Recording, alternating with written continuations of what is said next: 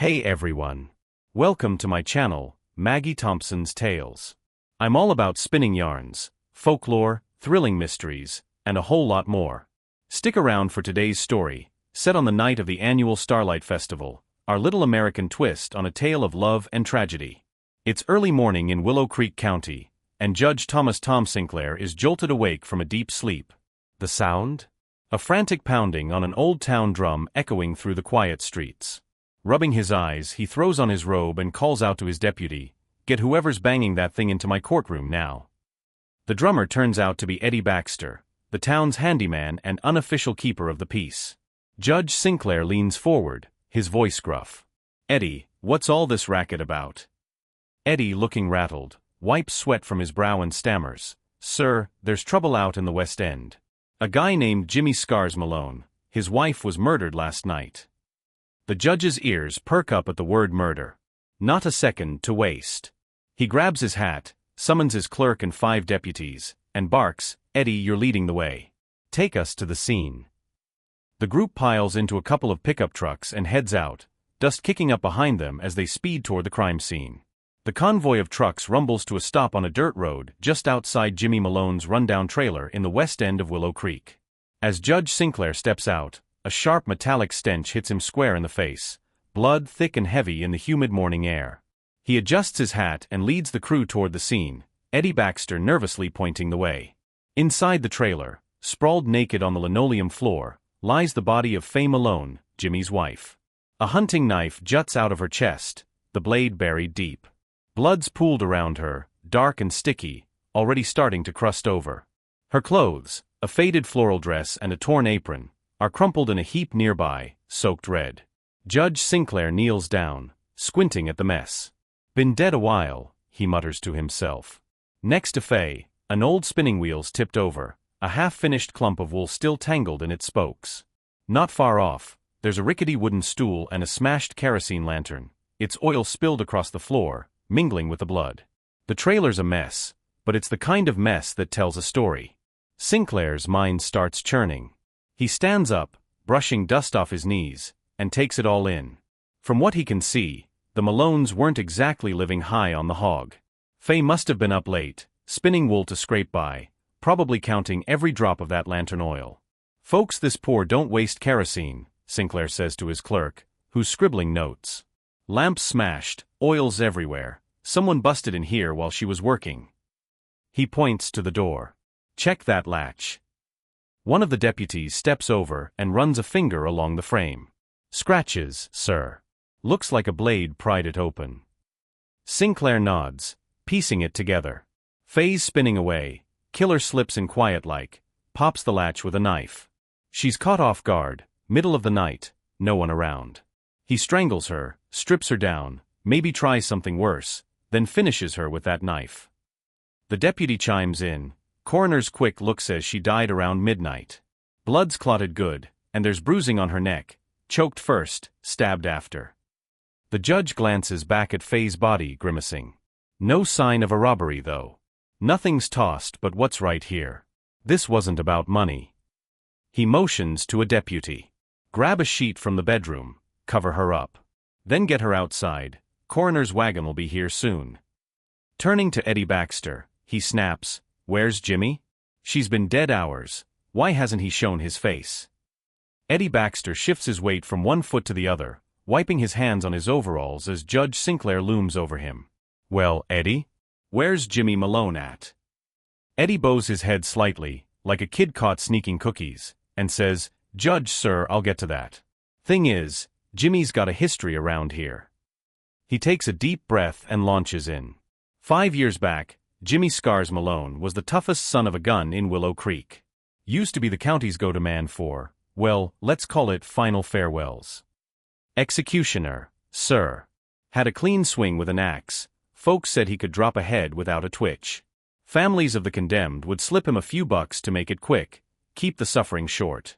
Even the sheriff up in Jackson County called him in for big jobs now and then.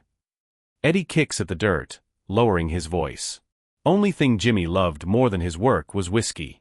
One night, after a bender down at the Rusty Spur, he drank himself stupid. Passed out in a ditch off Route 9. Come morning, Someone found him. Stroke had hit him hard. Left him half paralyzed. Stuck in bed ever since. Doc said it might have been the booze, or maybe all those years of blood on his hands catching up to him. Who knows? Judge Sinclair raises an eyebrow. So he's been laid up all this time? Faye's been holding down the fort alone. Eddie nods.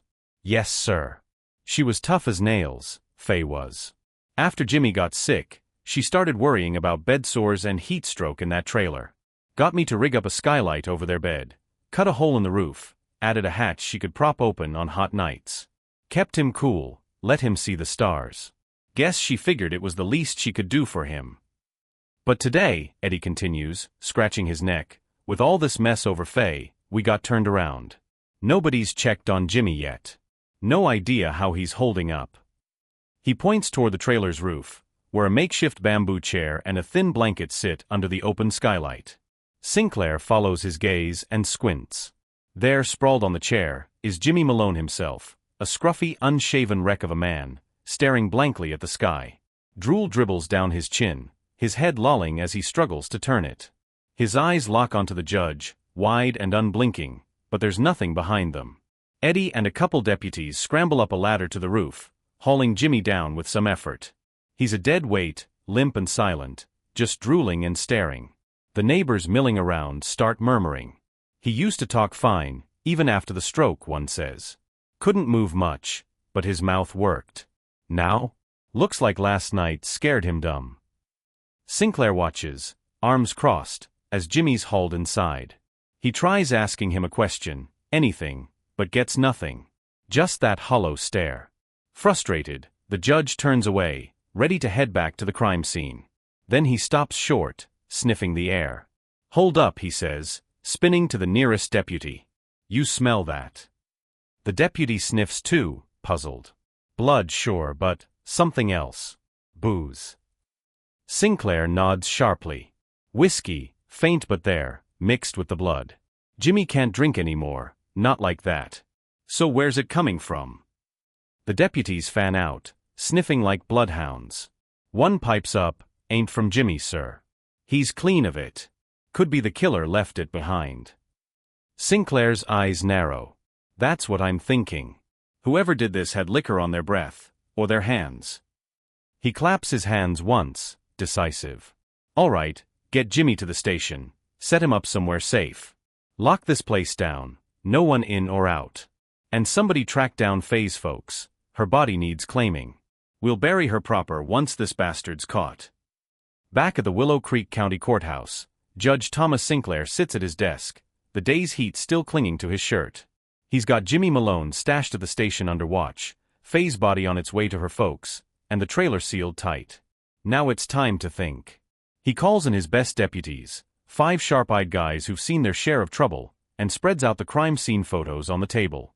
Let's break this down, he says, tapping a picture of Faye's body. Since Jimmy's stroke 5 years ago, the Malones have been scraping by, Sinclair starts. Faye's spinning will late into the night, poor as dirt, every penny counted. That kerosene lamp? She wouldn't let it burn a drop more than she had to. But it's smashed, oil's all over. Tells me she didn't knock it over herself. Someone else did, busting in. And the killer didn't rob the place. Drawers are shut, no cash missing. This wasn't about money. He leans back, chewing on a toothpick. Faye was a looker, though. Worked a stall at the Starlight Festival every year, selling homemade candles, wool scarves, that kind of thing. Stands out in a town like this. Probably caught some wandering eyes. I'm betting this was personal, lust, jealousy, something ugly. One of the deputies, a wiry guy named Hank, pipes up. Judge, I asked around the neighbors. Faye was solid, kept to herself mostly.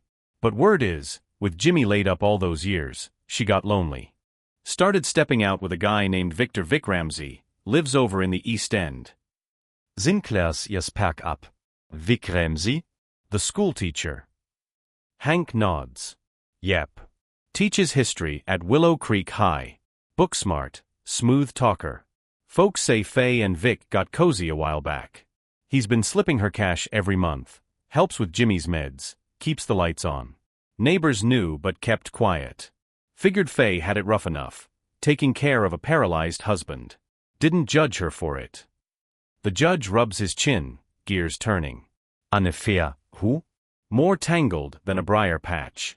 Maybe Vic got tired of sneaking around, wanted to cut ties. Faye might have clung on, begged for more money, pushed him too far. Or maybe she threatened to spill the beans, and he snapped. He slams a fist on the desk. Get Vic Ramsey in here, pronto. I wanna hear his side. Less than an hour later, the deputies haul Vic Ramsey into the courthouse. He's a mess, eyes bloodshot, reeking of Chia Bourbon, still half drunk from the night before. His tweed jacket's rumpled, tie askew. Sinclair sizes him up as he slumps into a chair. Well, Professor. Rook night. Vic blinks, sluggish. Judge, who? What's this about? Sinclair leans in, voice low. Where were you last night, Vic? And don't gimme any bull. Vic rubs his temples, groaning. Last night? Me and some buddies, writers from the community college, were at the Tipsy Owl, doing a poetry night for the festival. Theme was home. Drank too much, got rowdy. Stumbled home and crashed. Didn't wake up till your boys banged on my door. Ask my wife, Clara, she'll vouch for me. The judge doesn't blink. Clara, who? Alricht, bring her in. Soon enug, Clara Ramsay standing in the courtroom, a nervous wreck in a floral sundress. She drops to her knees when she sees Sinclair, trembling. Please, sir, Sinclair cuts her off. Clara, relax. Just tell me, did Vic leave the house last night after he got home? Her voice shakes. No, sir. He came in plastered, could barely walk. Passed out on the couch. I brought him water a couple times, but he didn't budge till morning. She keeps her eyes on the floor, barely breathing. Sinclair frowns. Not what he expected. Alricht, holt Vic and Clara in separate cells for now. Viel dich deeper. He turns to Hank. That whiskey smell at the scene, Vic's drowning in it now. Could have lingered from last night. But if Clara's telling the truth, we've got a problem. The room goes quiet, the weight of the case settling in. Judge Thomas Sinclair sits back in his creaky office chair, staring at the ceiling of the Willow Creek courthouse. Vic Ramsey and his wife Clara are locked up in separate holding cells down the hall, but something's gnawing at him. Clara's story, Vic stumbling home drunk and sleeping it off, holds water so far, but it doesn't explain that whiskey scent at Faye Malone's trailer. He drums his fingers on the desk, then calls out, Hank, get Clara back in here. I've got more questions. Clara shuffles back into the courtroom, still jittery, her sundress wrinkled from pacing her cell. Sinclair fixes her with a hard stare. Clara, letzte this again. You said Vic didn't leave last night after he got home. Swore he was out cold. So why'd you ask him this morning if he'd snuck out?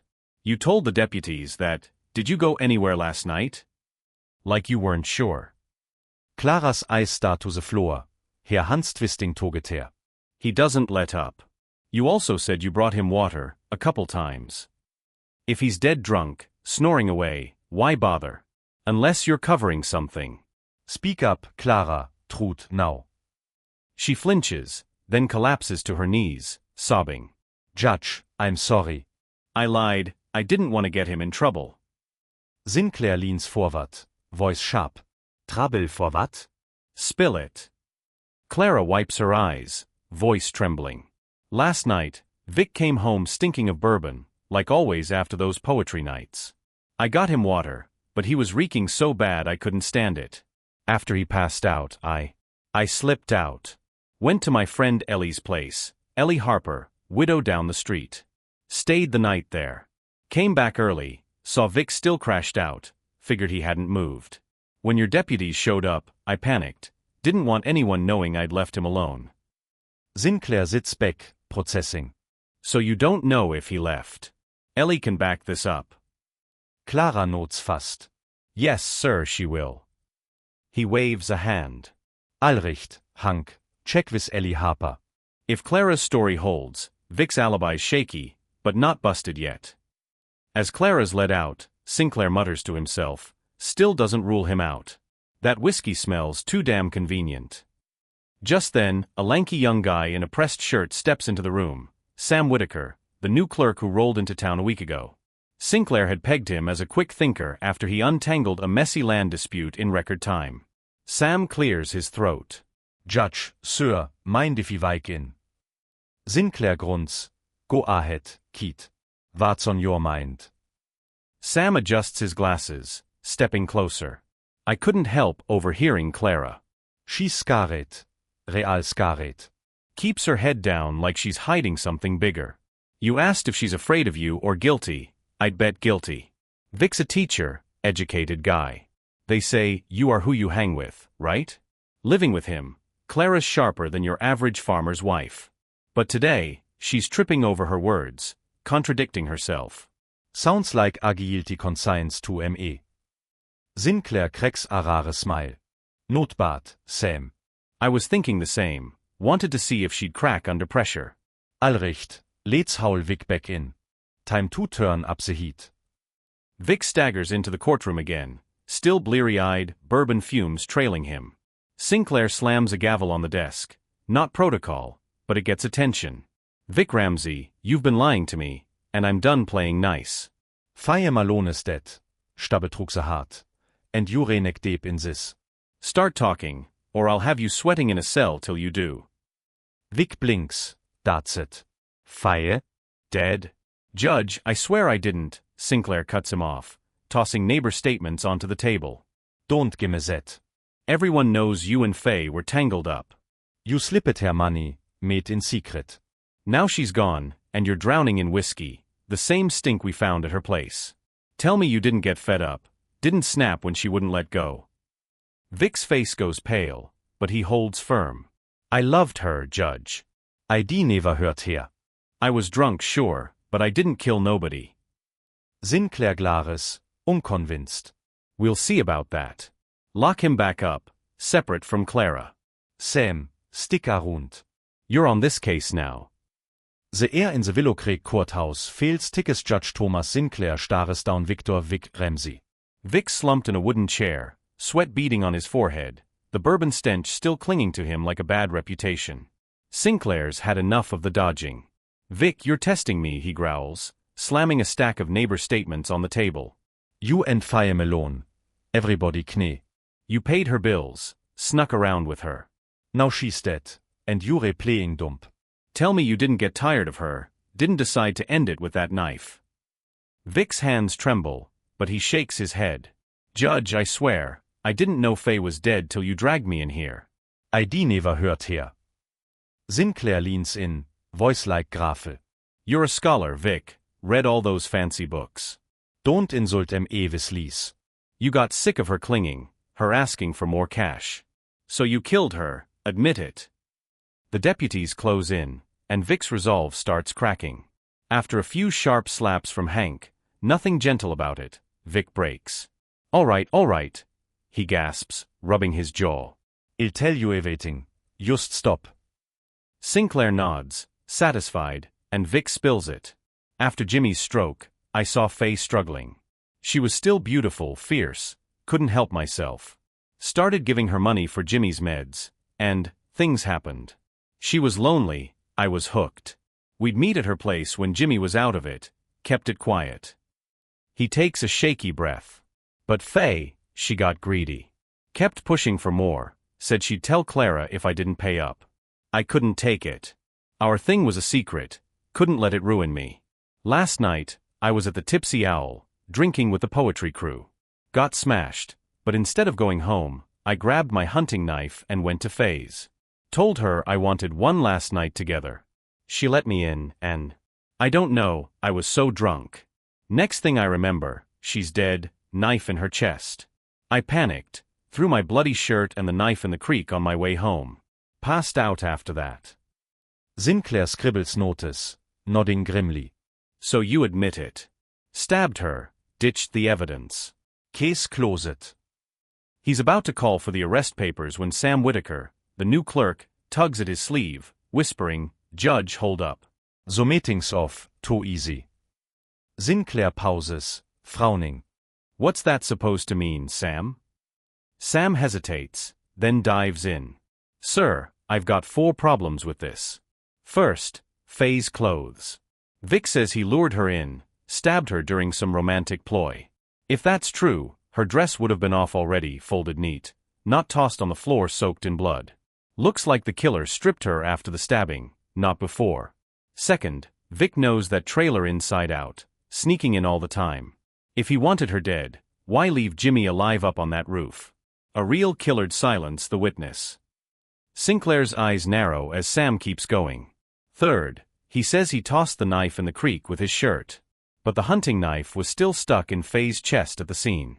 Why ditch one and not the other? Doesn't add up. And fourth, Jimmy scars Malone.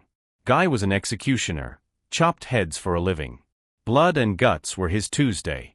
No way a simple stabbing spooks him into a mute. I'd bet he's faking it, hiding something. The judge chews on that, toothpick rolling between his teeth. You're saying Vic's lying, or someone else is? Some nods. Could be Vic's covering for somebody. Or he's just drunk and confused. But the real killer? They didn't know Jimmy was up there watching, or didn't care. Sinclair grunts, impressed. All right, Sam, you've got a point. Let's haul Vic back in, sober him up overnight and squeeze him again. I want to hear this story straight. Vic's dragged back to his cell, protesting weakly. Sinclair turns to Hank. Get some boys down to that creek, fish around for that shirt. If it's there, Vic's story's got legs. If not, we've got a bigger mess. The room buzzes with new energy. Case isn't closed yet. The next morning, Judge Thomas Sinclair's back in the Willow Creek courthouse, a cup of black coffee steaming on his desk. Vic Ramsey's been sobering up in a cell all night, and now he's hauled in again, looking like death warmed over, pale, shaky, but clear-eyed. Sinclair doesn't waste time. All right, Vic, you've had your beauty sleep. Let's hear it again, all of it. And don't try feeding me that drunk killer story unless it's gospel. Vic slumps in the chair, running a hand through his greasy hair. Judge, I didn't kill Faye. I swear it. Sinclair slams the desk. You swore you did last night. Knife, creek, the works. Now you're flipping? Explain yourself, or I'll have Hank jog your memory again. Vic winces, holding up his hands. No, please, just listen. I lied, 'cause I wanted out. Out of everything. He takes a ragged breath. Me and Faye, it was real. After Jimmy's stroke, I helped her out, money company. She was stuck with a husband who couldn't move, and I was stuck with Clara. My wife's a bulldog, bossy, lazy, fights with the neighbors non-stop. Our marriage? Dead on paper. Then Faye came along, lit up my life again. She promised me, said wait a few years, let Jimmy pass natural-like, then she'd leave him, I'd ditch Clara, and we'd start over. I believed her. Vic's voice cracks. But when I heard she was dead, murdered, I lost it. My future gone. And the affair's out now, my job at the school's toast, my name's mud. I figured, why not take the fall? Die quick, get away from Clara, maybe join Faye wherever she's at. That's why I confessed, thought I'd play the killer, end it all. Sinclair squints, leaning in.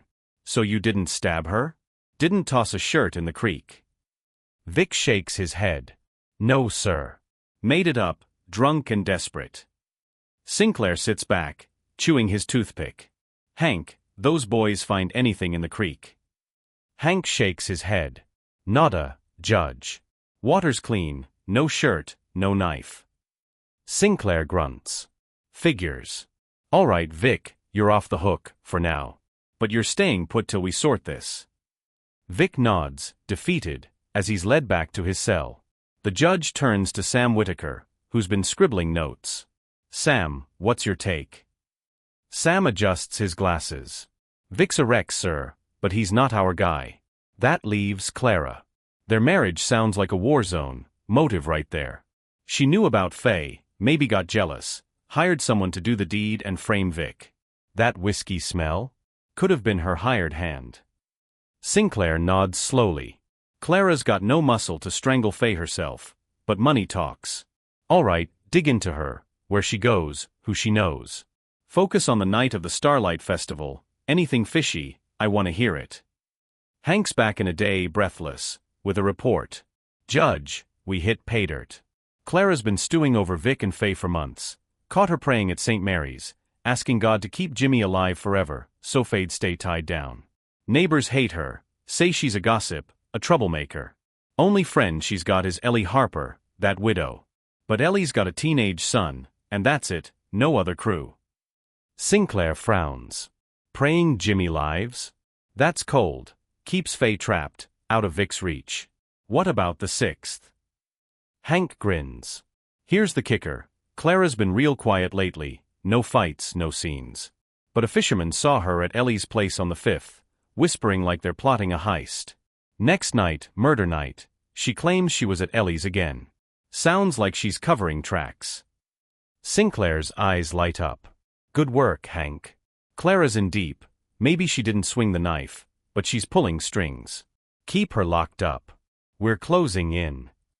Judge Thomas Sinclair's been spending most of his days at the Willow Creek Sheriff's Station lately, keeping the murder case close. Jimmy Scars Malone's been holed up there too, parked in a back room with a cot and a window, under watch since Faye's death. Sinclair's taken to checking on him, bringing coffee, asking if he's eating, trying to coax a word out of that blank stare. But Jimmy just sits there, drooling, eyes fixed on nothing, like a statue carved from regret. Until today. Sinclair sipping his coffee, leaning against the wall, when he notices something. Jimmy's eyes are wet, tears streaking down his grizzled face. The judge sets his mug down fast, heart jumping. Jimmy buddy, he says, kneeling beside him, you in there? Talk to me, you're safe, I swear it. Long as I'm breathing, I'll treat you like family. We've got Faye's killer pinned, Vic confessed, just waiting on the paperwork to fry him. You don't gotta hold it in no more. Jimmy's head twitches, a slow, painful turn. Then, hoarse and cracked, his voice rasps out, first words in days. Judge, you've been good to me. Too good. I can't keep playing dumb. Sinclair's jaw drops. He yells over his shoulder, Hank coffee now. Jimmy, take it slow, sip some water. Tell me what you saw. A deputy scrambles in with a mug, and Jimmy gulps it down, hand shaking. Vic didn't do it, Jimmy starts, wiping his mouth. I'd know he wasn't there. Sinclair leans in, hanging on every word. That night, Faye was spinning wool, same as always. I was up on the roof, hatch open, just staring at the stars. Couldn't sleep. Heard the latch scrape, someone slipped in quiet. Faye didn't notice, too focused. Guy came up behind her, grabbed her neck. She fought, kicked, clawed, but he was strong. Choked her till she went limp. Jimmy's voice breaks, tears spilling again. Then he ripped her dress off, stabbed her once, clean, right in the chest. After, he pulled a matchbook from his pocket, struck one to check her, make sure she was gone. Lit her face up for a second, then shook it out. Tore her clothes off completely and bolted. I saw it all, Judge. Couldn't move, couldn't yell. Just watched her die. Sinclair's gripping the cot's edge, knuckles white. You see his face, Jimmy? Give me something, anything. Jimmy shakes his head, frustrated. No, damn it, he had his back to me. Match flared quick, barely a blink. Couldn't make him out. But I saw one thing clear as day. He pauses, eyes narrowing. His neck. Thick as a tree trunk, and right here, he taps the base of his own skull. A big OL lump, like a tumor or something. Stood out even in the dark. The judge bolts upright, pacing. A lump? You sure? Jimmy nods firm. Dead sure. Back when I was swinging the axe, I'd size folks up, habit from the job. Always checked necks, where the blade hit. This guy's was off, real thick, and that growth? Ain't normal. Sinclair's mind races. That's gold, Jimmy. You just broke this wide open. He claps him on the shoulder, grinning. You're a damn hero, scars and all. He spins to Hank, dropping his voice. Get the boys out there, every bar, every back road. We're hunting a guy with a thick neck and a lump right here. He jabs his own neck. Big, obvious. Can't miss it. Move fast. Hank nods and bolts out. Sinclair turns back to Jimmy, softer now. You did good, brother. Rest up, we're nailing this bastard for Faye.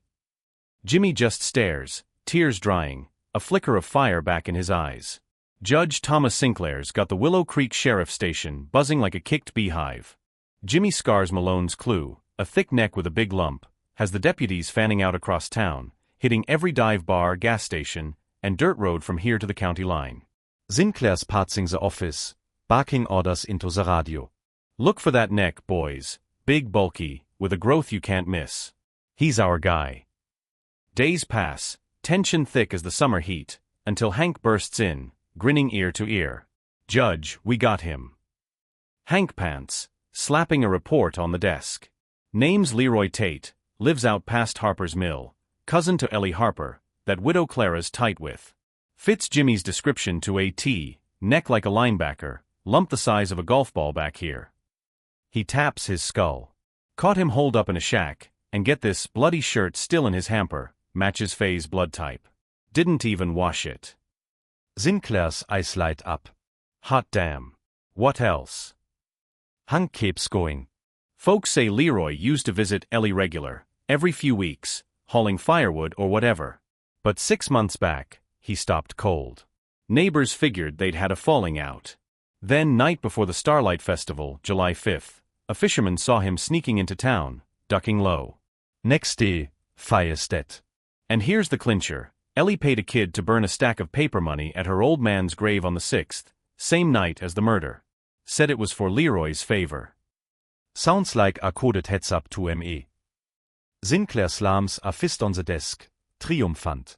That's it, Ellie's the link. Split the team, half grab Leroy, half hit his place for more evidence. Move. The deputies swarm out, and by sundown, Leroy Tate's in cuffs, dragged into the courthouse. He's a hulking guy, neck thick as a tree stump, a fleshy tumor bulging at the base of his skull. The bloody shirt's in an evidence bag, and Leroy's got no fight left. Faced with the goods, he cracks fast. Allrecht, I did it, Leroy grunts, het lo. Kill it Faye Malone. Wasn't my idea though. Sinclair leans in growling, keep talking. Leroy sighs. Clara Ramsey, she set it up. Been whining to Ellie for months about Vic and Faye, green with jealousy. Ellie's no saint, saw a chance to cash in. Figured if Faye was gone, Vic'd hang for it, and Clara'd be free to shack up with me. Said there'd be money in it, Vic's savings, all hers once he was toast. He rubs his neck, wincing. Clara played it smart, cut me off for a while, kept it quiet. Then had Ellie scout Faye's trailer, where she worked when she was alone. Starlight Festival rolls rund. Vic's always drunketose poetry nichts. Perfect cover. Ellie slips me the word through that grave-burning trick, 6 stitches the night. I sneak in, choke Faye out, stab her once, clean like I used to gut deer. Left the knife, bolted. Tugt Vic take the fall. Sinclair's jav Titans. And the whiskey smell. Leroy shrugs. Had a flask on me, nerves. Spilled some when I lit the match to check her. The judge nods, everything clicking. You redone, Leroy. Clara too. He turns to Hank. Bring Clara and Ellie in, full sweep. The roundup's quick. Clara's howled back, screaming innocence till Sinclair slaps Leroy's confession in front of her. She caves, admitting she wanted Faye gone and Vic framed, dreamed of Leroy swooping in to claim his prize.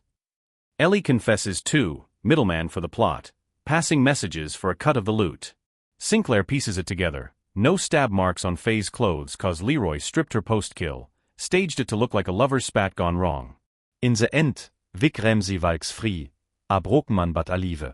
Leroy Tate's sentenced to the chair, murder 1. Clara gets the same for conspiracy, her jealousy her noose. Ellie Harper's shipped off to a women's prison upstate, accessory rap sticking her with hard time. Sinclair sighs, case closed, and mutters, should have seen Clara's claws sooner. Damn near fooled me. That's the first tale done, Maggie Thompson's voice chimes in, wrapping it up for her channel. Next up, a folk story, The Woman Who Healed with a Calf. Stay tuned. Welcome back, folks, Maggie Thompson says, her voice warm through the screen. This is Maggie Thompson's Tales, and we're jumping into a new story today, The Woman Who Healed with a Calf. It's a hardtogger from the hills, full of grit and grace. Let's get to it. Back in the 1880s, up in the rugged hollows of Anson County, Tennessee, lived a man named Walt Norris. Walt was a small-time farmer, scraping by on a rocky patch of land. When he was a kid, he'd tumbled off a barn roof, busted his leg bad, left him with a limp that never quit. Now past 30, he was still a bachelor, too stubborn or too broke to court much. Folks called him Lame Walt, half out of pity, half out of habit. One day, his brother-in-law, Travis Cobb, rolled up to Walt's porch in a creaky wagon, looking for a fight. Travis was a broad-shouldered logger with a temper, and the two got to yelling right quick. Fists flew. Walt's limp didn't stop him from landing a few, till neighbors hauled them apart. Turns out, Travis's wife, Walt's little sister Bess, had passed a month back, leaving a baby girl, Tilly, behind. Travis had a new gal already, a sharp-tongued widow named Ruth who didn't want a stepkid. Give the girl away, Ruth had said, and Travis was here to dump Tilly on Walt. Walt's blod boilet. Jure tossing beskid like trash? Over my dead body, he roared, snatching Tilly's blanket-wrapped bundle from Travis's arms. She's a Norris now, rich or poor, she's mine. You're done with her. Travis spat in the dirt, mad as a hornet but out of steam. Fine, keep here. Ain't my problem no more. He tossed a burlap sack of Tilly's things, diapers, a bottle, and peeled off in his wagon, dust trailing behind. So there was Walt, a gimpy farmer with a baby to raise. He named her Matilda Tilly Norris, swearing she'd have a shot at life. To make it work, he sold off 2 acres of his best bottomland. Tough call, but Tilly needed feeding. With the cash, he hitched up his mule and headed to the Saturday market in Pine Hollow, aiming to buy a calf to lighten his load. Ain't spending big, he told himself. Just need something to pull a plow so I can tend to her. At the market, Walt hobbled through the livestock pens, haggling with every trader. Most calves were pricey, strong, sleek Herefords or Angus, out of his range. But in a muddy corner, he spotted a scrawny heifer, one leg bent funny, lame like him. The seller, a grizzled old-timer, was itching to unload it cheap. Take her for a song, Walt, he said. She's gimpy but she'll eat. Walt counted his coins, nodded, and shook on it. He tied a rope round her neck and led her home, limping alongside. On the trek back, some locals snickered as they passed. Lahme Wald enthies lahme Kau, Matchmade in heaven. Walt ignored them, patting the calf's flank. You and me, girl, he muttered. We're family now. You pull your weight, and when Tilly's big, she'll toss you some oats. The calf limped along, head low, but kept pace. Walt figured they'd get by, 2 cripples against the world. Walt Norris got that lame heifer back to his farmstead in Anson County, Tennessee, and set her up in a lean-to beside the barn. She was a scrappy thing, dun-colored, with a crooked left foreleg that made her hobble just like Walt. He didn't name her Fancy, just called her Girl, but he liked her grit. First day, he tossed her some hay and watched her chew, steady as a clock. You're a worker, he said, nodding. We'll make do. That calf took to farm life quick. Walt hitched her to a light plow, and though she limped, she pulled steady through the rocky soil, tilling rows for corn and beans. She hauled firewood too, dragging logs Walt chopped to the porch, saving his bad leg some strain. Never picky, ate whatever he tossed her, from dry grass to kitchen scraps. You're tougher than them fancy steers, Walt chuckled, scratching her ears. Compared to the neighbor's big oxen, Girl worked double, like she knew Walt couldn't afford to slack. Little Tilly Norris grew up fast with that calf around. By the time she was toddling, she'd waddle out to the lean-to, giggling as Girl nudged her with a wet nose. Walt'd be out in the field, hoe in hand, and holler, Girl, keep an eye on her. Sure enough, the calf limp alongside Tilly, a 4-legged babysitter. They'd romp in the pasture, her tugging Girl's tail, Girl pretending not to notice, happy as clams all day long. That heifer saved Tilly's hide more than once.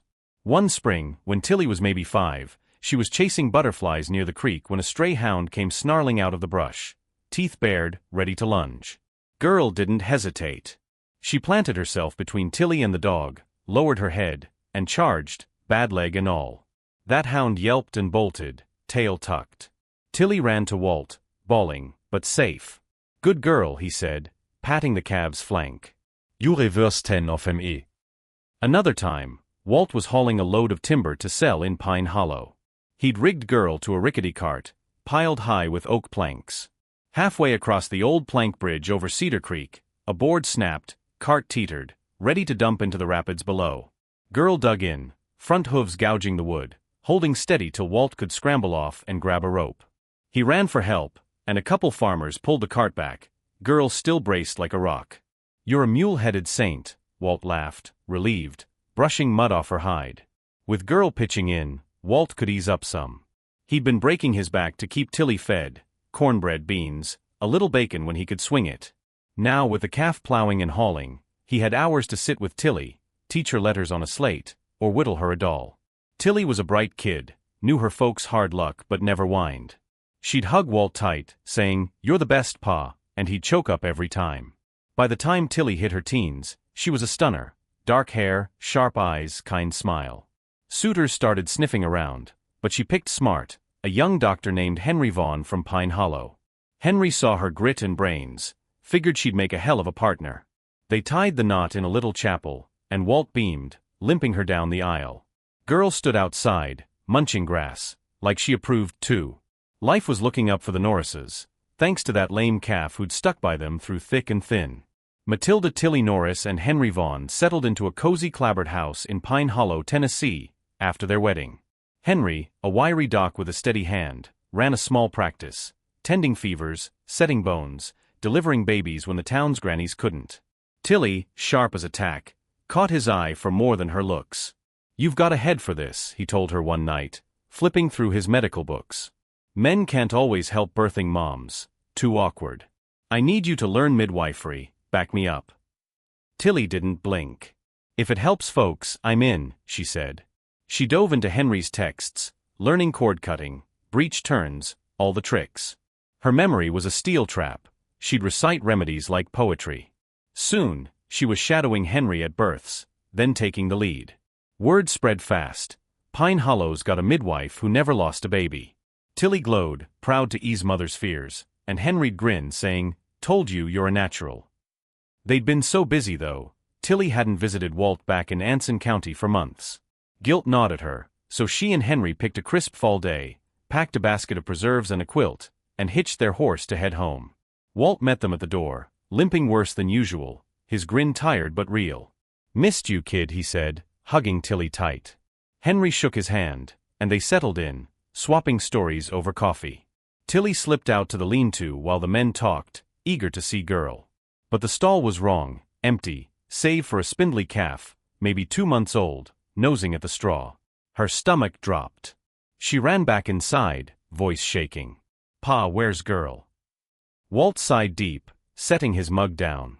"Sit, Tilly. She's gone, 2 months back. Horse cart got her." He laid it out slow. Was heading to market with some corn. Girl was plodding along pregnant, 6 months along, big as a barrel. Out of nowhere, this fancy rig comes tearing down the road, kid driving, drunk as a skunk. Smashed right into her. She went down hard, Tilly. Should have just been hurt, she was tough, but with that calf inside, she took the hit full-on headfirst to shield it. Bled out before I could do a damn thing. Tilly's eyes welled up. "Who was it, Pa?" Walt's jaw tightened. "Leroy Lee Tate Jr., son of that big-shot logger, Lee Sr., up in the valley. Spoiled brat, flush with daddy's cash. Him and his pals were racing carts after a saloon bender, whiskey stink all over him. Lee's horse was some hotshot breed, fast as hell. He plowed ahead, saw girl blocking the road, and didn't slow, whipped that rig straight into her. Cart shattered, he flew off, knocked cold. His buddies scooped him up, left girl dying in the ditch." Walt's voice broke. "Villagers came running, knew she was mine. I got there, she was fading, blood everywhere. Then I saw her straining, calf was coming, right there in the mess. She pushed with all she had left, birthed it, and that was it. Couldn't even see her baby's face before she went. Buried her up on the ridge, nice spot under the pines." Tilly sank into a chair, sobbing. "She was family, Pa. Saved me so many times." Henry slid an arm around her, soft. "She'd hate seeing you cry, Till. And hey, Cab's here. She left you something." Walt nodded, forcing a smile. "Little fighter, like her ma. I've been bottle feeding her." Tilly wiped her face, memories flooding, girl chasing off dogs, pulling that cart. What's Lee Jr. doing now? She asked, sharp. Walt shrugged. His pa paid me off, hush money. Never said sorry. Still strutting around like he owns the county. Tilly's fists clenched, but she let it go for now. Walt Norris watched Tilly and Henry head back to Pine Hollow after their visit, the baby calf's rope in Tilly's hand. She'd insisted on taking it. Girl's kid deserves a home with me, she'd said, voice firm through tears. Walt cooked up a pot of stew after they left, the house feeling emptier than ever. He downed a shot of moonshine, then another, letting the burn chase off the ache. Exhaustion hit hard, grief, age, that damn leg, and he stumbled to bed, crashing into a deep sleep. In the dark of his dreams, Walt found himself standing in a misty pine grove, the air cool and sharp. Ahead, a familiar shape loomed, Girl, the lame heifer, her dun coat glowing soft in the gloom. She turned, fixing him with steady eyes, and spoke, voice low and clear. Walt, I need a favor. He jolted, heart pounding. Girl? How are you here? She cut him off gentle-like. Dead, I know. But listen, I ain't just a cow. Girl stepped closer, her limp gone. Truth is, I'm a spirit, call me a cattle guardian if you like. Years back, when you were a kid, you found a stray heifer caught in a briar patch up on the ridge. Leg all tore up, half starved. You patched her up, fed her, set her free. That was me, sent down to repay you. Been waiting for the right time. When you took Tilly in, I saw my chance, turned myself into that lame calf at the market, priced low so you'd buy me. Stuck by you ever since. Walt's throat tightened, memories flickering, those long-ago days, the skinny cow he'd nursed. You've been watching out for us? All them saves, dogs, the bridge, that was you. Girl nodded. Had to keep you and Tilly safe. Now my calf's born, and I need you to help her. Leroy Tate Jr.'s wife, Clara, she's sick bad. 7 days from now, she'll birth her kid, and it'll kill her unless my calf's there. Get Tilly to take her to their fancy house in the valley. Clara'll see her, and it'll fix what's wrong. My calf'll be safe with them after. Walt rubbed his eyes, reeling. Clara Tate? Lee Jr.'s wife. She's the one crying all the time. Henry's been stumped on her case. Girl's ears flicked. That's her. And yeah, it's my doing. Punishment for Lee running me down drunk. Don't drink and drive, they say. Well, he did, and I made him pay. Clara's tears are my curse, splitting her from her baby like he split me from mine. But I ain't cruel forever. Let her see my calf, and I'll lift it, save her and her kid. Before Walt could ask more, a rooster crowed, yanking him awake. He sat up, sweat-soaked, the dream vivid as daylight. Tilly and Henry were in the kitchen, back for breakfast. Must have stayed nearby. You won't believe this, Walt blurted, spilling it all. Girl's spirit, the deal for Clara Tate. Henry's jaw dropped. A cow's spirit? That's wild, but Clara's case fits. She's been weeping non-stop, no cure. Docs say she'll die delivering if we don't fix it. Tilly gripped the calf's rope, eyes wide. Girl cursed her? But she's letting her off, for the calf. Walt nodded. Reckon so. I always knew Girl was special, saved us too many times to be normal. Now she's a guardian, settling scores and tying loose ends. Henry scratched his head, practical as ever. Can't explain it, but if it saves Clara, I don't care how crazy it sounds. Let's do it. Tilly squared her shoulders. Then I'm taking this calf to the Tates. Girl took care of me, I'll take care of her kid. Walt smiled, proud. That's my girl. Get moving, 7 days ain't long. The trio set to planning, the little calf lowing soft in the yard, like she knew her part was coming. The week ticked by fast in Pine Hollow, Tennessee, and Matilda Tilly Norris wasn't wasting a second. With Girl's calf tethered to their wagon, she and Henry Vaughn prepped for the trek to Leroy Lee Tate Jr.'s sprawling valley estate. Lee had been hounding Henry for days, sending hired hands to beg Tilly to midwife for his wife, Clara Tate. Her strange sickness, crying non-stop, wasting away, had the town buzzing, and with her due date closing in, Lee was desperate. Tilly turned him down flat till now, still sore over Girl's death, but the dream changed everything. They rolled up to the Tate place, a big gaudy house with white columns and too many windows, for days after Walt's vision. Lee met them at the gate, a wiry, red-faced man with a whiskey slur still on his breath. He'd always been a bully, leaning on his logger daddy's money, but today he was humbled, hat in hand. "Mrs. Vaughn," he pleaded, "Clara's dying. You're the best midwife round, name your price, just save her and the baby." Tilly eyed him cool, remembering Girl's crumpled body. "I'll help, Lee, but there's a catch. You ran down my pa's cow, never even said sorry." Ivy halfa mine, too late you stew. "But I made a promise, so here's the deal, I'll deliver your kid, and you do one thing I ask, no questions." Lee nodded fast, too frantic to haggle. Anything is svär. "Just help her." Tilly smirked. "Good. You'll see soon enough."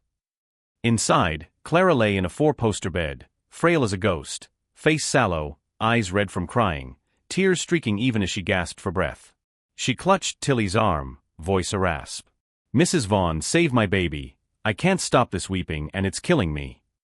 Tilly squeezed her hand. Relax, Clara. Ivy got you.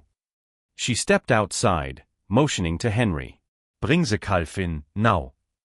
Lee balked, stomping after her. "Her calf? What the hell, Tilly?" "She's birthing, not farming." Tilly wheeled on him, fierce. "You promise it, one condition." "I said I'd save her, and this is how. That calf's tied to me, and I ain't explaining, you either trust me or watch her die." Lee's face twisted, but Clara's weak cry from the room shut him up. He sighed, waving a hand. "Fine, damit get it in here." Henry led the little heifer inside, her hooves clacking on the hardwood. Tilly guided the calf to Clara's bedside. The second it stepped close, Clara's tears stopped, like a faucet shut off. Her eyes, cloudy with pain, cleared to a warm brown. She stared at the calf, a shaky smile breaking through. "My baby. I see her," she whispered, joy cutting through her haze. Then a glow flickered, a faint shimmer rose from Clara's brow, shaping into Girl's form, the cattle guardian, gazing at her calf. The heifer lowed soft, nosing toward the vision, but Girl was just missed, each lunge hit air, bumping the bed frame. Tilly's eyes stung, knowing that mother calf ache. She grabbed the rope, steadying the little one. "Girl, you're free now," she murmured. "I'll keep her safe, like you kept me." Girl's shape nodded, then dissolved, a breeze carrying her off. Clara blinked awake, spirit back, color flooding her cheeks. "I'm all right," she breathed, stunned. Tilly took over, midwifing like a pro. Clara's labor was rough, hours of pushing, but with Tilly's steady hands, a healthy girl slid into the world, squalling loud. Henry cut the cord, and Tilly handed the baby to Clara, who laughed through happy tears, dry ones this time. Lee rushed in, gaping at his daughter. "Mrs. Vaughn, you're a miracle." "Name her, please." Tilly thought a sec, then said, "Call her Daisy, Daisy Tate." "Fresh start, like spring." Lee beamed. "Daisy Tate, perfect." Tilly collected her fee, led the calf out under the moon, and glanced skyward. "A new star winkt bricht." Years later, she'd pointed out to her own son, "That's Girl watching us." Clara, shaken by her brush with death, nudged Lee to reform, quit the bottle, do right by Daisy. He did, turning into a decent man. Their kin and the Norrises grew tight, a valley tale of redemption. "Don't drink and drive," Maggie Thompson closed out, "or you'll break more than you reckon." Thanks for listening. Subscribe if you liked it.